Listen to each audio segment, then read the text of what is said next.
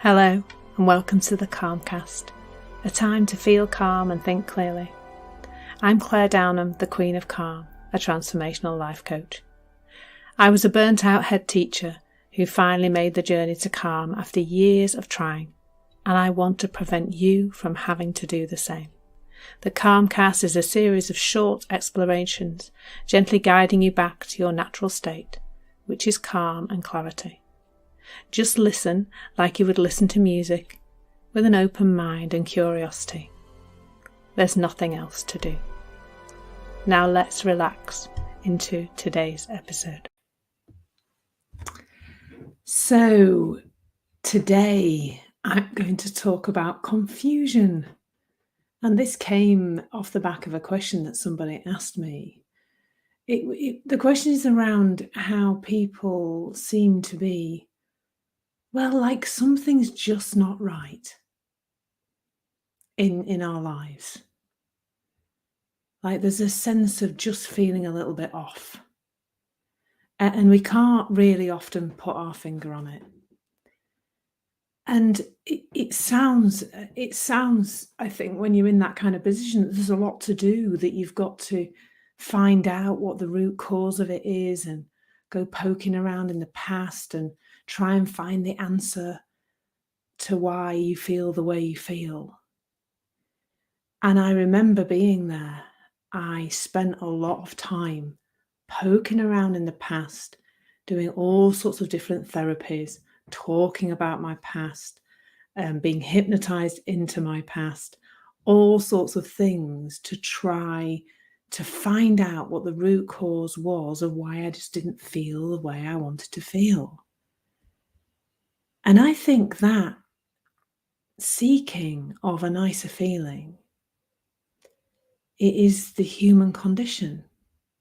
In summary, it is something that we're doing all the time. Half the time, I think, maybe more than half the time, we don't really know we're doing it. We don't know we're chasing a feeling. We don't know that we're trying to find a better feeling. But we're doing things all the time from this place of confusion. So some examples of things that humans do to feel better is, drinking, smoking, eating chocolate. The list is endless. Using drugs, behaving unkindly to our loved ones, shouting at people who it looks like are upsetting us. But also bigger things like, seeking something outside of us that we think is going to sort it out. So, getting more money in the bank, getting more clients, getting a better car, a bigger house, more holidays. The list goes on and on and on. But then there's something a little bit more insidious that comes out of this confusion about where our feelings are coming from. And that is this fix ourselves mentality. The idea that if we do lots of different practices and do lots of different things, that we will reach a point of feeling okay. Whether that's meditation, and this is not anything against meditation, whether it's tapping, whether it's yoga every day, whether it's any kind of routinized behavior that we think we have to do for us to feel okay. The latest one, of course, is jumping in the cold water. That's quite a one at the moment. Now, all those things are lovely and fun to do and can be enjoyable and might feel nice. But if we're doing them with this sense of trying to fix something, fix a feeling in place, we'll be seeking forever, and we'll be doing those things forever. And until I uncovered what I'm speaking about now, I was in one of those places of doing those routinized things every day, meditation, gratitude journals, etc. So we end up seeking calm. We end up seeking calm all over the place. And the issue is that we're looking for it outside of us. It isn't in meditation. It isn't in a walk in the park. It isn't in cold water. Calm is inside you. And in factual fact, the confusion about where that feeling can come from is what's holding the uncomfortable feelings in place, which I know is not the story you're being told out there in the world at all. It's a completely different story, isn't it? And that's because we don't know where our feelings are coming from. We're confused about that. Our feelings are coming from one place and one place only.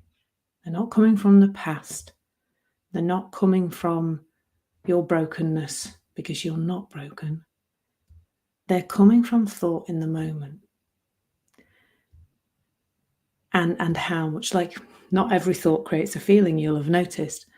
But when we combine the energy of thought with how much awareness, how much consciousness we give a particular thought, the result is that feeling most of us are trying to get away from, a feeling of anxiety, a feeling of stress, a feeling of anger, the opposite of calm, whatever you might call that. And there's something powerful that happens when we start to see our feelings differently, not when we see our feelings differently, rather than trying to change them. That's a really subtle difference. And I'm not advocating meditation in this talk at all, just so you know. Because again, that's doing something to try and get to a feeling that's there already underneath our thinking, underneath the amount of attention we're giving a thought. And I think we've all seen this at some point. Like, at some point you've noticed an unpleasant thought rumbling away, and you've dismissed it. You've realized that to go into that chain of thinking is going to feel horrible. So you decide not to. And it's that deciding that awareness that has the power, that is the superpower. Because really, your feelings are your warning system. Byron Katie calls them an alarm clock. I liken it to the dashboard on your car. The dashboard on your car is always giving you bits of information about the status of the car. And there are some warning lights on that dashboard that would make you stop completely. There are some, like, there's that engine one that looks like an exhaust kind of thing. Like, that's the one where I'd be like, oh, I better stop the car and give it a minute, or get some help for it, or whatever. It encourages, the car dashboard encourages us to stop and take a minute and check out what's going on. And that's all I'm encouraging you to do. When you feel a feeling that's uncomfortable, that's your system warning you. That's your warning system. And what we're being encouraged to do a lot of the time, from this place of confusion about where our feelings are coming from, is we're being encouraged to stop that working. Squash the feelings down, get rid of them, which of course we do in all sorts of unhealthy ways, but also in healthy ways, like tapping and things like that. Lots of things are available to suppress feelings. But that is like putting a piece of cardboard over your car dashboard and then driving around all day with that piece of cardboard over your car dashboard, which of course will stop you seeing all those warning lights. You won't know when you're speeding. You won't know if you run out of oil. You won't know if you run out of petrol or diesel, whichever.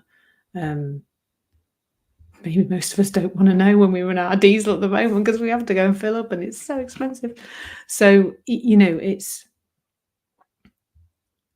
there's so much confusion, because as soon as we try to switch a feeling off, we are switching off our perfect warning system. We're saying, let's not have a warning system. Well, that's like switching off your smoke alarms in your house and then going to bed. You wouldn't do that. But yet internally we're doing that all the time. So there's a lot of confusion around feelings, where they're coming from. Your feelings are the flip side of the coin of where you are focusing your attention in terms of your thinking, your state of mind. Your feelings are your state of mind indicator. Please don't try and switch them off, because that will not result in you achieving calm.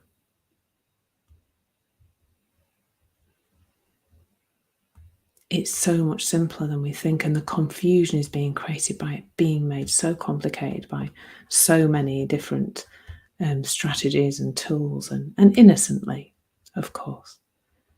So maybe just notice today. Notice your feelings. Maybe get curious about what they're trying to let you know about. They've got so much information in them. Don't switch that information off. Stay with it. Thank you so much for listening. There's nothing to do now but bring some awareness to how this is working out in your life. Listen regularly to experience longer and longer periods of calm. This has been the Calmcast with Claire Downham, Queen of Calm. Take care and keep listening.